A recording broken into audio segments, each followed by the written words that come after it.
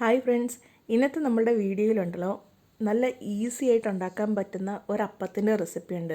സാധാരണ ആക്കുന്നതിലല്ല, ചെറിയ വ്യത്യാസമാണ്. അത് നിങ്ങൾ കണ്ടു നോക്ക്. അങ്ങനെ ഒരു 1-2 റെസിപ്പീസും ഒരു ചെറിയ വ്ളോഗൊക്കെ ആയിട്ടുള്ള ഒരു വീഡിയോയാണ് ഇന്നത്തേത്. അപ്പോൾ നമുക്ക് ഇന്നത്തെ വീഡിയോ കണ്ടു നോക്കിയാലോ.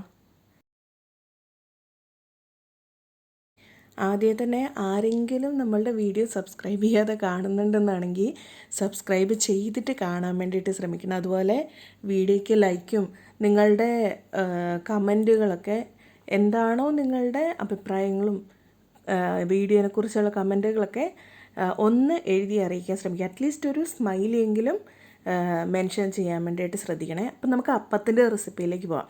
അതിനുവേണ്ടി ഞാൻ എന്താ ചെയ്തതെന്ന് വെച്ചാൽ, നമുക്ക് അപ്പത്തിന് ആക്കാൻ വേണ്ടിയിട്ടുള്ള സാധനങ്ങളുണ്ടല്ലോ. ഇതിപ്പോൾ അരി നന്നായിട്ട് കഴുകി ഞാൻ ഏതാണ്ട് ഒരു 2 കപ്പ് അരി എടുത്തിട്ടുണ്ട്. സാധാരണ പച്ചരിയില്ലേ, പച്ചരിക്ക് പകരം ഇഡ്ഡലി റൈസ് ആണെങ്കിലും എടുക്കാം. എന്നിട്ട് അതിലേക്ക് ഒരു പിടി, അതായത് ഒരു 1/2 കപ്പോളം വരും അത്രയും തേങ്ങയും ഒരു പിടി ചോറും കൂടി ഇട്ടിട്ടുണ്ട്. എന്നിട്ട് അതിൻ്റെ കൂട്ടത്തിൽ ഒരു 1/2 സ്പൂൺ നമ്മളുടെ ഈസ്റ്റ് ചേർത്തു. എന്നിട്ട് പിന്നെ ഒരു 2 സ്പൂൺ പഞ്ചസാരയും കൂടെ ചേർത്തു. ഇനി ഇതിലേക്ക് ഇത് നെകക്കെ ഞാൻ വെള്ളം ഒഴിക്കുക. സാധാരണ നമ്മൾ അരി അപ്പം അരയ്ക്കാൻ വേണ്ടിയിട്ട് ഇതുപോലെ അല്ല നമ്മൾ കുതിർത്ത് വെക്കുന്നത്. ഇങ്ങനെ ഒന്ന് ചെയ്ത് നോക്കുകയാണെങ്കിൽ ഇത് ഇങ്ങനെ ആക്കിയിട്ട് നമ്മളൊരു 6 മണിക്കൂർ കുതിർക്കാൻ വെക്കണം. ഇങ്ങനെ ആക്കുമ്പോഴൊരു ഗുണം എന്നാണെന്നറിയാവോ, ഇതിപ്പോൾ നമ്മൾ നന്നായിട്ട് കൈ കൊണ്ട് ഞാനിവിടെ മിക്സ് ആക്കുന്നുണ്ട്. മിക്സ് ആക്കിയിട്ടാണ് 6 മണിക്കൂർ വെക്കുന്നത്. ഈ 6 മണിക്കൂർ കഴിഞ്ഞ് നമ്മൾ ഈ ബോക്സ് ഓപ്പൺ ആക്കി കഴിയുമ്പോഴത്തേക്കും ഉണ്ടല്ലോ, സാധാരണ നമ്മൾ കള്ളൊക്കെ പുളിപ്പിച്ച് അപ്പം ആക്കൂലേ, ആ ഒരു സ്മെല്ലാണ് ഈ അപ്പത്തിന്. ആദ്യമൊക്കെ ഞാൻ ആക്കിയപ്പോൾ ഞാൻ വിചാരിച്ചു, ദൈവമേ ഇത് മുഴുവൻ പുളി വന്നു പോയോ എന്ന്. പക്ഷേ അങ്ങനെയല്ല. ഇത് ഇങ്ങനെ ആക്കിയിട്ട് ജസ്റ്റ് ഇനിയിപ്പം നന്നായിട്ട് അപ്പത്തിന് അരയ്ക്കുന്ന പോലെ അരയ്ക്കുക. അതിൻ്റെ ആ വെള്ളത്തിൽ തന്നെ അരച്ചെടുക്കുക. എന്നിട്ട് ഒരു 1-2 മണിക്കൂർ നമ്മളൊന്ന് പുറത്ത് വെച്ചാൽ മതി. എന്നിട്ട് ബാക്കി അപ്പം ചുട്ടെടുക്കാം. അല്ലെന്നാണെങ്കിൽ ഞാൻ എന്താ ചെയ്തതെന്ന് വെച്ചാൽ ഒരു 1/2 മണിക്കൂറൊക്കെ ഞാൻ പുറത്ത് വയ്ക്കുള്ളൂ. എന്നിട്ട് അതെടുത്ത് ഫ്രിഡ്ജ് വയ്ക്കും. ഫ്രിഡ്ജ് വെച്ചിട്ട് പിന്നെ എപ്പോഴാണോ നമുക്ക് അപ്പം ചൂടാൻ ആവശ്യമുള്ളത് അന്നേരം എടുത്ത് ചെയ്യുന്നത്. അതുകൊണ്ട് ഒരു പുളിയോ ഒന്നും ഇല്ലാത്തൊരപ്പം, നല്ല ടേസ്റ്റുമാണ്. സാധാരണ ജെയിംസിനൊക്കെ ഇവിടെ അപ്പം പുളി ഉണ്ടെന്ന് പറഞ്ഞാൽ ആ പരിസരത്തേക്ക് വരില്ല. പിന്നെ അപ്പം ആക്കണ്ട, മാവെടുത്ത് കളഞ്ഞാൽ മതി. പക്ഷേ ഇതിനാണെങ്കിൽ ഒരു പുളിയും ഇല്ല.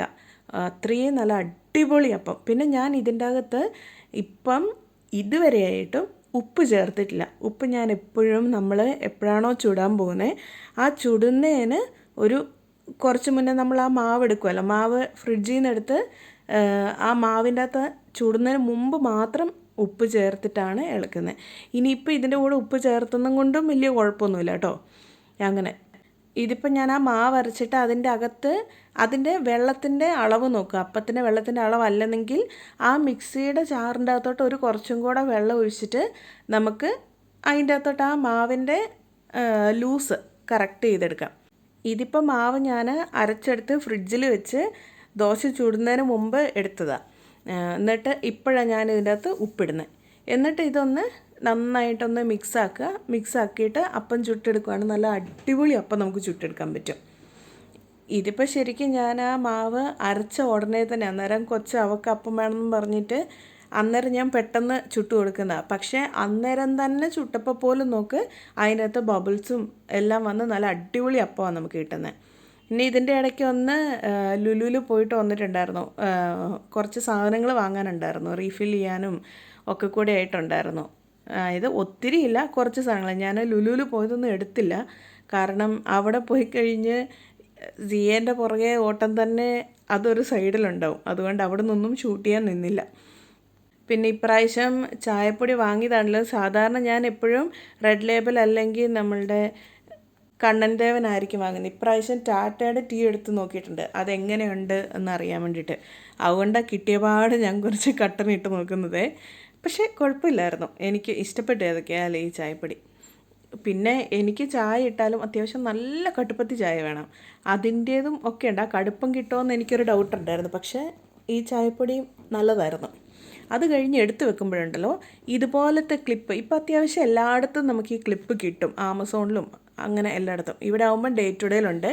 ആ ക്ലിപ്പ് വെച്ചിട്ട് ക്ലോസ് ചെയ്തിടുവാണെങ്കിൽ നമുക്ക് ആ പൊടി പിന്നെ കേടാവില്ല. അതായത് എക്സ്ട്രാ വന്നിട്ടുള്ള പൊടിയെ ഇല്ലെന്നാണെങ്കിൽ അതിപ്പോൾ ഓപ്പൺ ആക്കി അല്ലെങ്കിൽ ഒന്ന് ഫോൾഡ് ചെയ്തൊക്കെയാണ് വെക്കുന്നതെങ്കിൽ അതിൻ്റെ അകത്ത് എയറൊക്കെ കയറിയാൽ പൊടിയൊക്കെ പെട്ടെന്ന് ചീത്തയാവും. നമുക്ക് വേണ്ടത്രയും നാളത് ഉണ്ടാവില്ല. ഇതിപ്പം ഞാൻ അത്യാവശ്യം ഇവിടെ ഓപ്പൺ ആക്കിയിട്ടുള്ള പാക്കറ്റുകൾക്കെല്ലാം ഈ ക്ലിപ്പിട്ടിട്ടാണ് ഞാൻ ക്ലോസ് ചെയ്ത് വെക്കുന്നത്. ഇതിൻ്റെ ഇടയ്ക്ക് തന്നെ കട്ടൻ റെഡിയായി. പിന്നെ അതിൻ്റെ ഇടയ്ക്ക് ഞാൻ തീർന്ന സാധനങ്ങളൊക്കെ പാക്കറ്റിലേക്ക് റീഫിൽ ചെയ്തും വെക്കുന്നുണ്ട്. പിന്നെ റീഫിൽ ചെയ്യുന്ന ഈ ബോട്ടിൽസൊക്കെ നമുക്ക് വാഷ് ചെയ്ത് ഡ്രൈ ചെയ്ത് പിന്നെയും വെക്കാം. പക്ഷേ ഇതൊക്കെ എനിക്ക് ഇപ്പം തന്നെ ഉടനെ ആവശ്യമുള്ള ചില സാധനങ്ങളായതുകൊണ്ടാണ് ഞാൻ ഇതിപ്പം വാഷ് ചെയ്യാത്തത്. പിന്നെ വലിയ അഴുക്കായിട്ടുമില്ല ആ ബോട്ടിലൊന്നും. അപ്പോൾ അഴുക്കാവുമ്പോൾ നമുക്ക് ഒന്നിച്ചെല്ലാം കൂടി എടുത്തൊന്ന് ക്ലീൻ ചെയ്താലും മതി. ഇതിപ്പം ഞാൻ റീഫിൽ ചെയ്യുന്നത് ക്യാരവേ സീഡ്സാണ്. ക്യാരവേ സീഡ്സ് എല്ലാവർക്കും അറിയാമായിരിക്കും തോന്നുന്നു. ബിരിയാണി ജീരകം എന്ന് പറയുന്ന സംഭവമില്ലേ, അതാണ്. ആദ്യം ഞാൻ ഇട്ടത് സാദാ ജീരകമാണ്. ഈ ബിരിയാണി ജീരകം സാധാരണ നമ്മൾ ഈ പുലാവും ബിരിയാണി ഗീ റൈസൊക്കെ ആക്കുമ്പോഴത്തേക്ക് ഇട്ടിട്ടുണ്ടെങ്കിൽ അടിപൊളി ടേസ്റ്റാണ്. ഒരു പ്രത്യേക ഒരു ടേസ്റ്റ് വരും നമുക്ക്. പക്ഷേ ഇത് ഒത്തിരി അങ്ങ് റൈസിൽ കൂടി പോയിട്ടുണ്ടെങ്കിൽ ഏതാണ്ട് ജീര റൈസ് കഴിക്കുന്ന പോലെ ഇരിക്കും. അപ്പം അത് ഒത്തിരി കൂടാണ്ട് ഒരു മിതമായിട്ട് മാത്രം അതിൻ്റെ അകത്ത് വരുന്ന രീതിയിൽ ഇടാനും ശ്രദ്ധിക്കണം കേട്ടോ. പിന്നെ നമ്മളുടെ ബ്രേക്ക്ഫാസ്റ്റ് അന്നേരത്തേക്കും ഫുഡ് റെഡി ആയിട്ടുണ്ട്. അപ്പത്തിന് കറി ഉണ്ടായിരുന്നു. പക്ഷെ കറി ഓൾറെഡി ഞാൻ ആക്കി വെച്ച പഴയ കറി ആയിരുന്നത് കൊണ്ട് അതിൻ്റെ റെസിപ്പി ഞാൻ ഷൂട്ട് ചെയ്തില്ല. അതുകൊണ്ട് ഞാൻ പിന്നെ കറി വലിയ കാര്യമായിട്ട് കാണിക്കാത്തത്.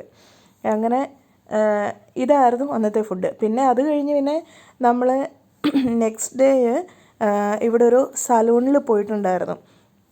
ആ സലൂണിലെന്ന് പറഞ്ഞാൽ മെയിനായിട്ടും ഈ നെയിൽസ് കാലിൻ്റെയും കൈയുടെയും ഒക്കെ ഒന്ന് ശരിയാക്കാൻ വേണ്ടിയിട്ട്. ഇവിടെ പക്ഷേ ഒരു ഓഫറുണ്ട്. അതായത് 100 ദിർഹത്തിന് അവിടുത്തെ ഒരു 10 സർവീസ് നമുക്ക് യൂസ് ആക്കാം. ഇതിപ്പം ഞാൻ കഴിഞ്ഞ മാസം ആക്കിയ നെയിലാണ്. എൻ്റെ കൈയുടെ ഉണ്ടല്ലോ, ഇനി ഈ വാഷ് ചെയ്യുന്നതിനും കുക്ക് ചെയ്യുന്നതിൻ്റെ ആണോ എന്ന് എനിക്കറിയില്ല. കൈ ഇതുപോലെ കയ്യിലെ നെയിൽസ് ഇത് ജെൽ നെയിലായിട്ടത്. പക്ഷേ ഇതെൻ്റെത് പീലായി പോകുന്നു. ഇത് നോക്ക്, ബാക്കി 4 വിരലേത് എൻ്റെത് പോയി. ആ തള്ളവിരലേത് മാത്രം ഉണ്ടായിരുന്നു.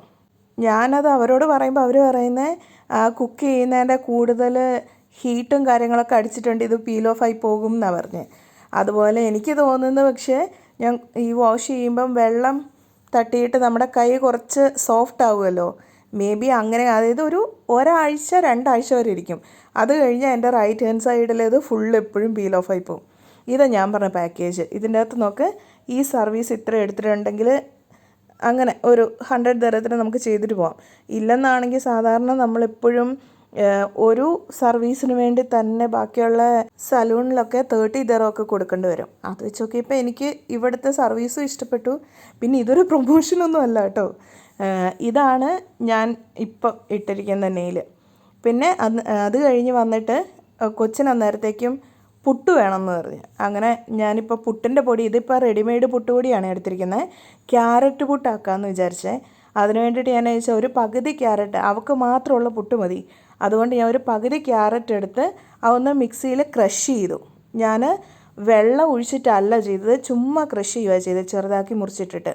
എന്നിട്ട് ഇത് നമ്മളുടെ പുട്ടുപൊടി ഉണ്ടല്ലോ, പുട്ടുപൊടിക്കകത്തോട്ട് ചുമ്മാ ഒന്ന് ആദ്യം കൈ കൊണ്ടൊന്ന് മിക്സ് ചെയ്ത് ഒന്ന് വെച്ചു.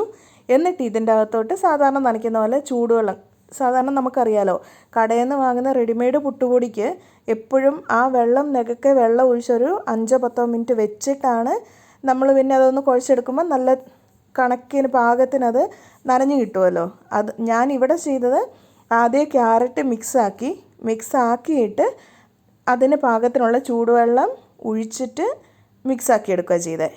അങ്ങനെ ആകുമ്പോഴത്തേക്കും നമുക്ക് ക്യാരറ്റിൻ്റെ ആ ഈർപ്പത്തിൻ്റെ അംശവും ഉണ്ടാവും. അതുകൂടാണ്ട് സാധാരണ പോലെ നല്ല രീതിയിൽ അത് ഈർപ്പം വലിച്ച് അത് പുട്ട് നനഞ്ഞു കിട്ടും. ഇതിപ്പോൾ ക്യാരറ്റ് വെച്ച് മാത്രമല്ല, ബീട്രൂട്ട് വെച്ചിട്ടും നമ്മളുടെ ഇലവർഗ്ഗങ്ങൾ വെച്ചിട്ടും ഒക്കെ നമുക്ക് ഈ പുട്ട് ചെയ്തെടുക്കാം. ഞാൻ പിന്നെ ക്യാരറ്റിൻ്റെ ആകുമ്പോൾ ഒരു ചെറിയ മധുരം ഉണ്ടാവുമല്ലോ, അതുപോലെ ക്യാരറ്റ് എൻ്റെ ഉണ്ടായിരുന്നു താനും. അപ്പോൾ അതുകൊണ്ടാണ് ഞാനിപ്പം ക്യാരറ്റ് വെച്ചിട്ട് ഈ പുട്ട് ചെയ്യാൻ കാരണം. ഇതൊക്കെ ശരിക്കും പിള്ളേരുള്ളവർക്കാണെങ്കിൽ പിള്ളേർ വെജിറ്റബിൾ ഈ വഴി കഴിക്കുകയും ചെയ്യും. എന്നാൽ പിന്നെ അവർക്ക് ടേസ്റ്റിൽ വലിയ വ്യത്യാസവും തോന്നത്തില്ല. അതിന് വേണ്ടിയിട്ടാണ്. അല്ലാതെ ക്യാരറ്റ് തന്നെ കൊടുത്ത് ചിലപ്പോൾ തിന്നണമെന്നില്ല. ഇതിപ്പോൾ ഓറഞ്ച് കളർ പുട്ട്, യെല്ലോ കളർ പുട്ടെന്നൊക്കെ പറഞ്ഞുകൊണ്ട് കൊടുത്തിട്ടുണ്ടെങ്കിൽ പിള്ളേർക്കതൊരു ഒരു ഇഷ്ടപ്പെട്ട് കഴിക്കുന്ന ഒരു സംഭവമായിപ്പോൾ. അങ്ങനെ ഞാനിപ്പം ഇത് ചെയ്തത്. പിന്നെ വേറൊരു കാര്യം ഞാൻ പറയാൻ ഉദ്ദേശിച്ചത്, സാധാരണ നമ്മളുണ്ടല്ലോ ഇപ്പോൾ ഈ കഴിഞ്ഞ ദിവസമൊക്കെ റീൽസിലാണെങ്കിലും കണ്ടില്ലേ, ഈ പുട്ട് ആവിയിൽ വെച്ച് കഴിഞ്ഞപ്പോഴത്തേക്കും പൊട്ടിത്തെറിച്ച് അവിടെ ഗ്യാസൊക്കെ പൊട്ടി കുക്കർ പൊട്ടിത്തെറിച്ചെന്നൊക്കെ. അതിന് വേണ്ടിയിട്ട് നമുക്ക് ചെയ്യാൻ പറ്റുന്ന ഒരേ ഒരു കാര്യം എന്നാണെന്നറിയുമോ? ഇത് വെക്കുന്നതിന് മുന്നേ കുക്കറിൻ്റെ വാഷർ, അതായത് ആ റബ്ബറുണ്ടല്ലോ, റബ്ബർ എടുത്തിട്ട് ജസ്റ്റ് ഒന്ന് വെള്ളം നനച്ചിട്ട് ഇടുക. അതുകൂടാണ്ട് കുക്കർ നമ്മൾ ഈ പുട്ട് വെക്കുന്ന ആ സംഭവമില്ലേ, ആ ഒരു അതിൽ വിസിലിടുന്ന സ്ഥലം, അവിടെയും നമ്മൾ ഉറപ്പായിട്ടും അതിൻ്റെ അകത്തൂടെ വെള്ളം പമ്പ് ചെയ്യുന്നുണ്ട്. അതായത് റണ്ണിങ് വാട്ടറിന് താഴെ പിടിച്ച് കഴിയുമ്പോഴത്തേക്കും വെള്ളം പോകുന്നുണ്ടെന്നുള്ളത് ഉറപ്പ് വരുത്തിയിട്ടുണ്ടെന്നാണെങ്കിൽ അത് നമുക്ക് സുഖമായിട്ട് ഒരു കുഴപ്പമില്ലാണ്ട് പുട്ടാക്കിയെടുക്കാം. പിന്നെ ഒരു കാര്യം, പുട്ടിന് എപ്പോഴും സ്റ്റീം വന്ന ശേഷം മാത്രം നമ്മൾ പുട്ടിൻ്റെ ആ പുട്ടുകുറ്റി വെച്ച് കൊടുത്തിട്ട് പുട്ടാക്കാൻ ശ്രമിക്കുക. അല്ലെന്നാണ് ചിലപ്പം ആ ഉള്ളിലെ ഈർപ്പം എല്ലാം കൂടെ കൂടി അതിൻ്റെ മർദ്ദം കൂടിയിട്ട് ചിലപ്പോൾ അത് പ്രഷർ കൂടുമല്ലോ, സ്വാഭാവികമായിട്ടത് പൊട്ടിത്തെറിക്കാൻ ചാൻസ് ഉണ്ട്. അപ്പം അത് വരാണ്ടിരിക്കാൻ മാത്രം ശ്രദ്ധിച്ചാൽ മതി. ഇതിൻ്റെ ഇടയിൽ സിയയ്ക്ക് വാട്ടർ മെലോൺ ജ്യൂസ് വേണമെന്നും പറഞ്ഞിട്ട് ഞാനിപ്പം വാട്ടർ മെലോൺ കട്ട് ചെയ്തിട്ട് അത് ജ്യൂസാക്കുക. പിന്നെ ഈ വാട്ടർ മെലോൺ ഞാൻ ശരിക്കും ലുലുവിന് ഇതുപോലെ പകുതിയായിട്ടുള്ളതും കട്ട് ചെയ്തതൊക്കെ ഞാൻ വാങ്ങാറുള്ളൂ. കാരണം മുഴുവനായിട്ടുള്ളത് വാങ്ങിയാൽ മിക്കവാറും പകുതി കേടായിപ്പോവും. ഇങ്ങനെ ആകുമ്പോഴത്തേക്കും നമുക്കതൊരു പിന്നീടാണെങ്കിലും എടുത്ത് വയ്ക്കാൻ പറ്റും. എടുത്ത് വയ്ക്കുന്നത് ഞാൻ എപ്പോഴും അതിൻ്റെ പ്ലാസ്റ്റിക് റാപ്പ് ഫുള്ള് റിമൂവ് ആക്കൂല, പകരമായിട്ട് കുറച്ച് മാത്രം റിമൂവ് ആക്കും. എന്നിട്ട് ആവശ്യത്തിനുള്ളത് കട്ട് ചെയ്തെടുത്തിട്ട് ബാക്കിയുള്ളത് സെയിം പേപ്പറും കൊണ്ട് തന്നെ റാപ്പ് ചെയ്ത് ഫ്രിഡ്ജിൽ വെക്കുക ചെയ്യുന്നത്. പിന്നെ ഇപ്പോഴത്തെ വാട്ടർ മെലൺ അത്യാവശ്യം മധുരമുണ്ട്. അതുകൊണ്ട് ഞാൻ ഇതിൻ്റെ അകത്ത് പ്രത്യേകിച്ച് പഞ്ചസാര ഇടൂല, വെള്ളം ഒഴിക്കില്ല, അങ്ങനെ തന്നെ അടിച്ചെടുക്കും. അപ്പം നല്ല ജ്യൂസ് നമുക്ക് കിട്ടും. പിന്നെ ഞാൻ ഇവിടെ ഒരു അടിപൊളി ഒരു പുലാവാണ് കാണിക്കുന്നത്. അതിന് വേണ്ടിയിട്ടിപ്പം ആദ്യം ഒരു പച്ചമുളക് ഞാൻ എടുത്തിട്ടുണ്ട്. രണ്ട് പേർക്ക് കഴിക്കാനുള്ള ക്വാണ്ടിറ്റി അത്രയും ഇത് ചെയ്യുന്നുള്ളേ. പിന്നെ ഒരു ചെറിയ കഷ്ണം ഇഞ്ചി, ഇതും ഒരു മിക്സിയുടെ ജാറിലേക്കാണ് ഞാനിപ്പോൾ ഇട്ട് കൊടുക്കുന്നത്. കാരണം ഈ ചേരുവകളെല്ലാം കൂടെ നമുക്കൊന്ന് നന്നായിട്ട് അരച്ചെടുക്കണം. പിന്നെ ഒരു അര വെളുത്തുള്ളി, അതായത് ആ ഒരു ഫുൾ ബൾബിൻ്റെ അര എടുത്തിട്ടുള്ളൂ. പിന്നെ ഒരു പിടി പുതിനയും മല്ലിയും കൂടെ ചേർത്തിട്ട് ഒരു പിടി ഇതും ചേർത്തിട്ട് ഇതിൻ്റെ അകത്തോട്ട് കുറച്ച് നാരങ്ങ നീരൂടെ ചേർക്കണം. ഒരു പകുതി നാരങ്ങയുടെ നീര് മതി.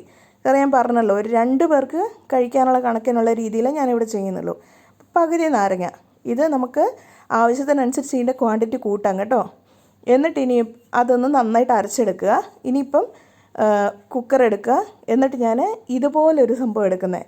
ഇത് ശരിക്കും നമ്മളുടെ ഈ ഗ്രീൻ ടീ ഒക്കെ ആക്കുന്ന ബാഗില്ലേ, ബാഗല്ല, ഗ്രീൻ ടീ ശരിക്കും ലൂസായിട്ടുള്ള ഗ്രീൻ ടീ നമുക്ക് ഡിപ്പ് ടീ ആക്കി എടുക്കാൻ വേണ്ടിയിട്ടുള്ളൊരു സംഭവമായത്. പക്ഷേ ഇത് ശരിക്കും പുലാവൊക്കെ ആക്കുമ്പോഴത്തേക്കും നേരത്തെ ഞാൻ പറഞ്ഞാൽ ആ ജീരകം ഒക്കെ ഒരുപാട് കടിക്കാൻ കിട്ടാണ്ടിരിക്കാൻ വേണ്ടിയിട്ട് ഇതുപോലത്തെ സംഭവത്തിൽ നമ്മൾ ആക്കിയിട്ടിട്ട് അത് ആ റൈസിൻ്റെ അകത്തോട്ട് ഇട്ടാൽ അതിൻ്റെ ഫ്ലേവർ ഇറങ്ങുകയും ചെയ്യും. ഒപ്പം തന്നെ നമുക്ക് ഈ സംഭവങ്ങൾ പ്രത്യേകിച്ച് എടുത്ത് കളയേണ്ട ആവശ്യമില്ല, ഈ പട്ടയും ഗ്രാമ്പും അതൊന്നും. എന്നിട്ട് കുക്കറിനകത്തോട്ട് ഞാൻ വെളിച്ചെണ്ണയാണ് ഒഴിച്ച്, നെയ്യ് വേണ്ടവർക്ക് നെയ്യാണെങ്കിലും ഒഴിക്കാം. എന്നിട്ട് നേരത്തെ നമ്മൾ അരച്ച് വെച്ചിട്ടുള്ള ആ ഒരു പേസ്റ്റ് ഉണ്ടല്ലോ, ആ പേസ്റ്റ് ഇട്ടിട്ട് ഒന്ന് വഴറ്റി കൊടുക്കുക. വഴറ്റി കൊടുത്തിട്ട് അതിൻ്റെ അകത്തോട്ട് ഞാനിപ്പോൾ ചേർത്ത് കൊടുക്കുന്ന ബേ ലീഫാണ്. കാരണം ബേ ലീഫ് നമുക്ക് സെപ്പറേറ്റ് എങ്ങനെയാണേലും എടുത്ത് കളയാവുന്നതുകൊണ്ട് ഞാൻ അങ്ങനെ ഇട്ടു. എന്നിട്ട് പിന്നെ നമ്മളുടെ എന്തൊക്കെ വെജിറ്റബിൾ ആണോ അവൈലബിൾ ആയിട്ടുള്ളത് അതിടുക. ഞാൻ ക്യാരറ്റും പിന്നെ ഫ്രോസൺ ആയിട്ടുള്ള ഗ്രീൻ പീസും കോണും ആകട്ടോ ഇട്ടേക്കുന്നത്. അതിന് പകരമായിട്ട് ഇതിൻ്റെ കൂട്ടത്തിൽ നമുക്ക് ഉരുളക്കിഴങ്ങ് ഇടാം, ബ്രൊക്കോളി ഇടാം, കോളിഫ്ലവർ ഇടാം, എന്തൊക്കെയുണ്ടോ അതെല്ലാം ഇടുക. എന്നിട്ട് ഇതിൻ്റെ അകത്തോട്ട് ആവശ്യത്തിനുള്ള അരി ഇടുക. ഞാനിവിടെ ഇപ്പോൾ 1 കപ്പ് അരിയേ ഇട്ടിട്ടുള്ളൂ. പിന്നെ ഇവിടെ ഞാൻ യൂസ് ചെയ്തിരിക്കുന്നത് ബസ്മതി റൈസാണ്. ഇതിന് പകരമായിട്ട് നമുക്ക് വേണേൽ ജീരകശാല റൈസ് വേണേലും എടുക്കാം. പക്ഷേ പുലാവിന് എപ്പോഴും ബസ്മതി റൈസ് ആയിരിക്കും കുറച്ചും കൂടെ നല്ലത്.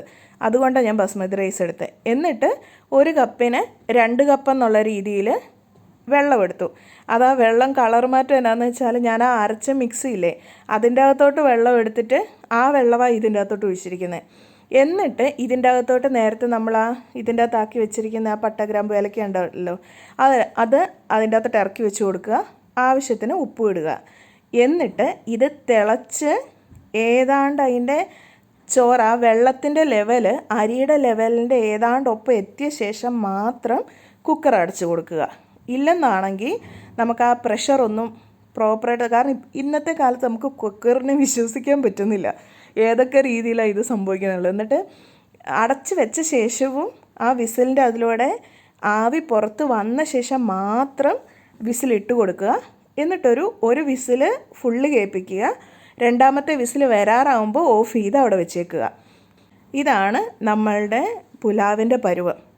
അപ്പം ഈ പുലാവ് ഒന്ന് എല്ലാവരും ചെയ്യും. ഭയങ്കര സിമ്പിളുമാണ്, പക്ഷേ നല്ല അടിപൊളി ടേസ്റ്റുള്ള സംഭവമാണ്. ഇതിൻ്റെ കൂട്ടത്തിൽ വേണമെങ്കിൽ നമുക്ക് പുതിന ചട്നിയോ അല്ലെങ്കിൽ അച്ചാറായാലും ശരി, പ്രത്യേകിച്ചൊരു എന്തെങ്കിലും ഒരു സൈഡ് വേണമെന്നൊരു നിർബന്ധമില്ല, അല്ലാണ്ട് തന്നെ ഇതിന് നല്ല ടേസ്റ്റാണ്. പിന്നെ റൈസായി വരുമ്പം കണ്ട അതിൻ്റെ ആ മുകളിൽ തന്നെ ലീഫ് കിടപ്പുണ്ട്. അതൊക്കെ നമുക്ക് എടുത്ത് കളയാൻ കുറച്ച് ഈസി ആയിരിക്കും. കൂടാണ്ട് ആ ടീ ബാഗും എടുത്ത് കളയാൻ വേണ്ടിയിട്ട് ഈസിയാണ്. അപ്പം ഇതായിരുന്നു ഇന്നത്തെ വീഡിയോ. അപ്പോൾ വീഡിയോ ഇഷ്ടപ്പെടുകയാണെങ്കിൽ ലൈക്ക് ചെയ്യണേ. താങ്ക്